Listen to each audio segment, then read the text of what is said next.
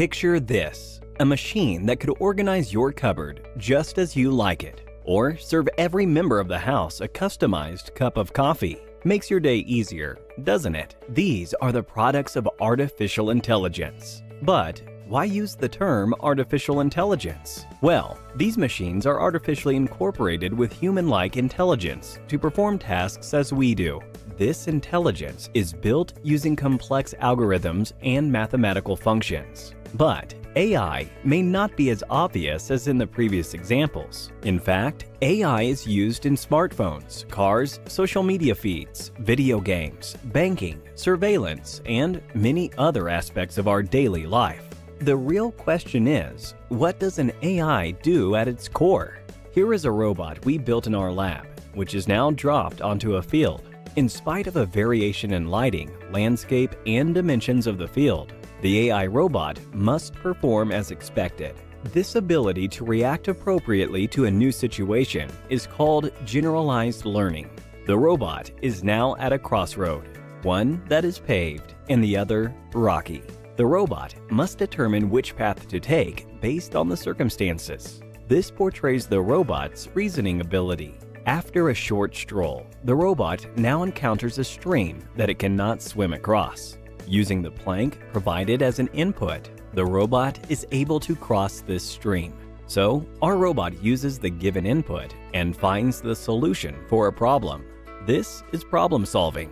These three capabilities make the robot artificially intelligent. In short, AI provides machines with the capability to adapt, reason, and provide solutions. Well, now that we know what AI is, let's have a look at the two broad categories an AI is classified into. Weak AI, also called narrow AI, focuses solely on one task.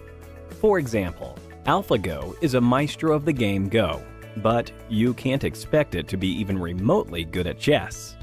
This makes AlphaGo a weak AI. You might say Alexa is definitely not a weak AI, since it can perform multiple tasks. Well, that's not really true. When you ask Alexa to play Despacito, it picks up the keywords play and Despacito, and runs a program it is trained to. Alexa cannot respond to a question it isn't trained to answer. For instance, try asking Alexa the status of traffic from work to home. Alexa cannot provide you this information, as she is not trained to. And that brings us to our second category of AI, strong AI. Now, this is much like the robots that only exist in fiction as of now. Ultron from Avengers is an ideal example of a strong AI. That's because it's self-aware and eventually even develops emotions.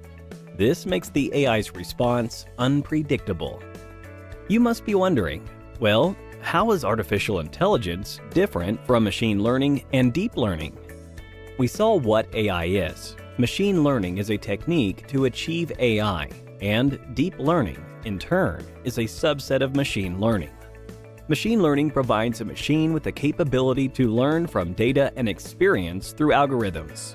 Deep learning does this learning through ways inspired by the human brain. This means through deep learning, data and patterns can be better perceived. Ray Kurzweil, a well-known futurist, predicts that by the year 2045, we would have robots as smart as humans. This is called the point of singularity. Well, that's not all. In fact, Elon Musk predicts that the human mind and body will be enhanced by AI implants, which would make us partly cyborgs. So, here's a question for you.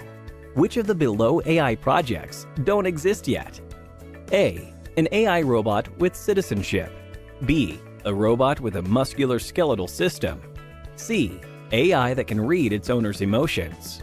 D. AI that develops emotions over time. Give it a thought and leave your answers in the comment section.